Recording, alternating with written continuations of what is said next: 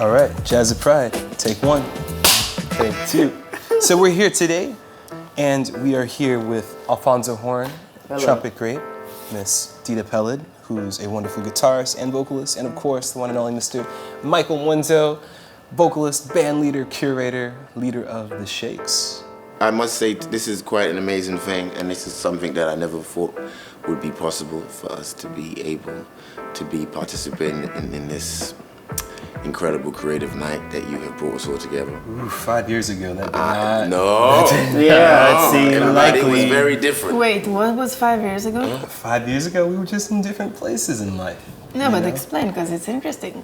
Maybe 5 years ago, some of us have not come to who we are now. Yeah, but how did you feel then? How did you feel then, Bryan? How did I feel then? I was very nervous and like very, I mean, I feel like I'm just naturally an intense person, but I was like very, like, don't laugh. I was very much so trying to restrain and hold in who I was, and I was very afraid. I think that's fearful. Fearful is like the number one word I would use. And we're very proud of you for embracing your fears. No, I'm proud of you. That's true. I believe if you embrace your fears, you become stronger. Not only for yourself, but for others. And I think what's crazy is like now, it just seems crazy that I was so afraid. Right, that's how I feel too. You know, it feels insane that I was so paranoid, like who's gonna find out? Like I have to be careful with like what I say and like who I'm out with. And I can't imagine like going back into like that headspace of living in fear that way. I myself, as a witness to not only seeing Bryan evolve, but also Alphonso too, and to have been also inspired by their strength and how to be a person that understands who they are and what they want to be, and also to have the strength to do that through their art. And I have admired that for a long time, no matter what they have gone through, specifically being able to be a witness to Bryan and Alphonso as they've evolved in their trajectory. It has been inspiring for me as a brother to be able to watch them and to be able to see how they have used what they have learned and what they have gained as men, as men who are figuring out who they are to get to what they are now. So I have been impacted and touched by their gifts. Yeah. I assumed about you, but I didn't think that you would ever come out and be open about it. Yeah, I didn't know he was. Yeah, same way, same thing. That like I didn't know that you even knew that you were. What has the experience of being connected to jazz? How has that also affected your spirit and what you have discovered about yourself? And has it been more of a weight? Has it been something that has been more of something to allow you to be yourself? How has that manifested? I have to think about it a little bit. Okay. Can I take a second? Yeah, yes. of course. Well, I believe that jazz is a symbol of freedom. And for a long time, I didn't understand that part of music, that part of jazz, that I thought that, you know, I'm supposed to wear the three-piece suit, the bow tie, clock in, play a certain way, and then on the weekend I can go out and be free. It was over time that I realized that that freedom that I am over the weekend, I apply in whatever I'm wearing, whatever I am on stage, that I apply that freedom into the music. The music is supposed to be a freeing, liberating thing. Right. And music is medicinal.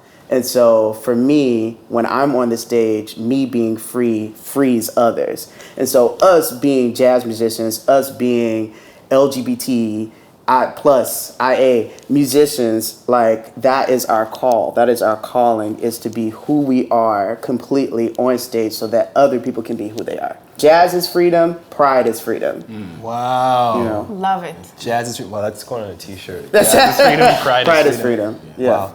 Because I feel like so much of learning this music, and even just like my upbringing in general, coming from like a very strict religious background, going to Juilliard and being told like how you play the music. This is the way that is acceptable for you to express yourself. And that's dangerous. And I feel like you can never, it suffers, the music suffers because of it. Like you never truly get to that place of freedom until you are like fully realized and rooted in who you actually are. Right. And it's so much better when you do that, right? Yeah. I think one of the first people that I came out to was Mwenso at your apartment. Why did you look like that? I'm trying to remember which one it was because there was some other times that, let's say, the strength of the forcefulness was not as good as it could have been in helping you understand yourself. So I would say that I made a mistake in being forthright in a sense of how I was trying to get you to see what I was feeling, but also the difficulty of a person realizing, no, this is real.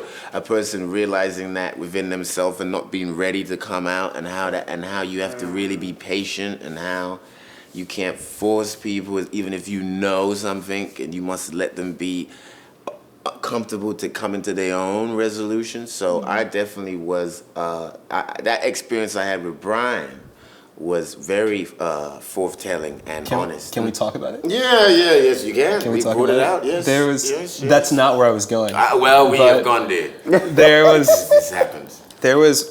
do you know which one I'm thinking The of? barbecue. Yeah. Do you know what I'm talking about? You were there. Everybody wasn't knows there, about the but barbecue. Everybody knows about the Alphonso barbecue. wasn't there, but Everybody knows about the barbecue. I don't know about the Okay, barbecue. we can tell you about the Okay, barbecue. Tell me about the barbecue. So, Man, it's not nice. our friend at the time, he was my manager. He's Michael's manager now. He's a close friend. He's a part of our musical family. He was hosting a barbecue, and lots of musicians were there. Like basically everyone from Jazz Silicon Center was there. It was a big barbecue. It was a family outing, and it was a fun day. What happened? We've kind of been avoiding it for all this time. Well, no, I don't think we avoided it. I think just let it go? I don't know. It's time, and you realize you were wrong. I think it was we were in it and we were talking, and then was it tequila? It may have just started unraveling. I remember talking to Frank Stewart, one of the great jazz photographers, and I remember you walking from the house and walking over to me and screaming from like the middle of that back patio, "Look at how gay you look!" And like everyone kind of stopped and turned, and I was like, "Oh my God!" And I remember you just like, "Come on, look at how gay!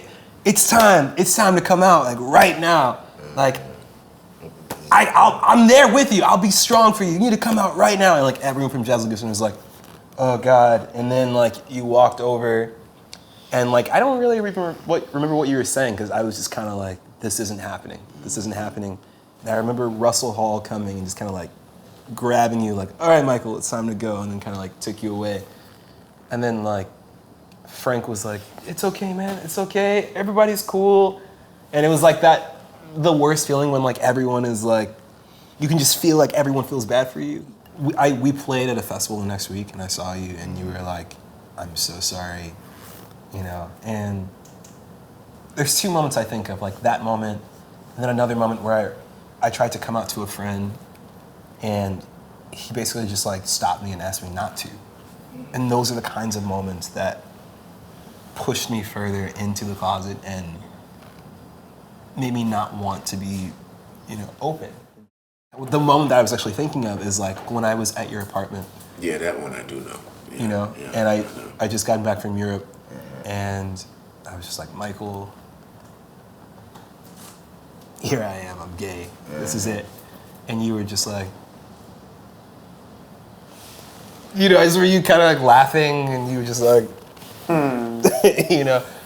One goes back to the words, that moment, and you look at yourself and you ask and you meditate on forgiveness and stuff like that, and also and then also think about you in a certain way. And I think for me, when you told me, it was more just like, oof. It was just the weight of the energy just was like, well, he has come to it on his own. And I don't put that on you. And no, I know. I love you. And musically and personally and my development as a human being, you've contributed so much, and we all have. We all do some shit sometimes. Yeah, we do. We all have moments where we are not, where we are imperfect. Yes. And that was one of those moments. There you go. You know. And it's real. And I'm glad that we can talk about it. know. Like however long ago that was, like 5 years or something. I'm glad that we can 5 or 6 years later have a discussion about that moment. So. Yeah. Yeah. What about you? I don't know. Growing up, you know, I was brought up religiously, and one thing that I really, you know, I take home even now after all of that is the training to have a personal relationship with God. It wasn't just going to church, showing up, reading the Bible and all that kind of stuff. I was taught that you really need to have a personal relationship with the higher power, with the supreme being.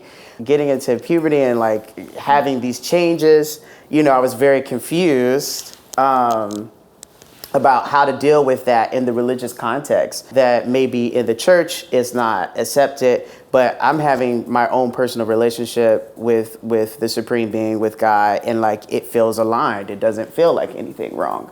I wanted to go into dance, into theater, into acting, into singing. I bet you did. Yes. You managed to keep it. But so I went into that. I really wanted to go into that, and my dad was like, no, only, you know, the F word does that, you know, to like be introduced to like that generation and to grow up and to like understand, okay, well, now I'm going into that and I know how to act and behave myself in that world from the age of 12 or 13. And then around college, you know, I started having my first experiences with men, and I did feel like it was, you know, wrong. In a religious context, in a spiritual context, I felt like it was wrong. And I spent many years struggling with it, and there was a period of time where I still had a personal relationship with the high supreme being. And it was a time where I was in prayer and meditation, and that voice came to me and said, stop praying here, stop praying up here. I'm here within you. That process started to be the first step into like the healing, into understanding that me as I am, I don't need to change anything about me. I don't need to change anything about my behavior, about my actions. Me as I am is the reflection of the high supreme being. That relationship starts within me first, and that begins to reflect onto others. I know I spent some time at the altar just like begging God. Praying it away. You're right, God, praying it away. Yeah. please, why? Please take it away. Why this? Why me? Like, what have I done? What have I done? What kind of test is this, away. God? Please. Yeah, I know that. I know that one. You have anything to add over there, mister? In a sense of connecting to the praying away of it, you know, and being at times in a religious environment and hating yourself and wondering why you're like the way you are, but I was very lucky, I think, to be honest. I never knew my father, and I think not having him physically around allowed the journey of being who I am a little bit differently. I didn't have that pressure of the man in a certain way, or what you think it is, or what your father. It was really me and my mother. My mother was very free-spirited. She was a frustrated artist, so she was very, from a young age, she was very cool with me being who I am. You know, the nurture and the condition all has a different effect, in a sense of the mother's spirit and what the mother does for the young boy that's figuring out his sexuality versus the father and what that has on the lady's sexuality, and that evolves into everything in a certain way, in the type of. Mm-hmm. Yes. Should we take a little break? Yeah, I think we can all just say what we need Are we to say. gonna say? Just say something. Okay, yes. My name is Alphonso Horne. I'm here with Bryan Carter, with Jazz at Pride. Jazz is freedom. Pride is freedom. What did you say? I like that. Jazz is pride? No, jazz is freedom. Yep, pride is freedom. Pride is freedom. Yeah. Freedom is pride. Okay? Yes. Yes. I'm into that Sure. one. Yeah. Hey guys, thank you so much for watching this video. Please feel free to continue the conversation in the comments below. And if you need another resource, you need someone to talk to, someone to listen to, or just an ally or a friend, don't forget to reach out to the Trevor Project at trevorproject.org.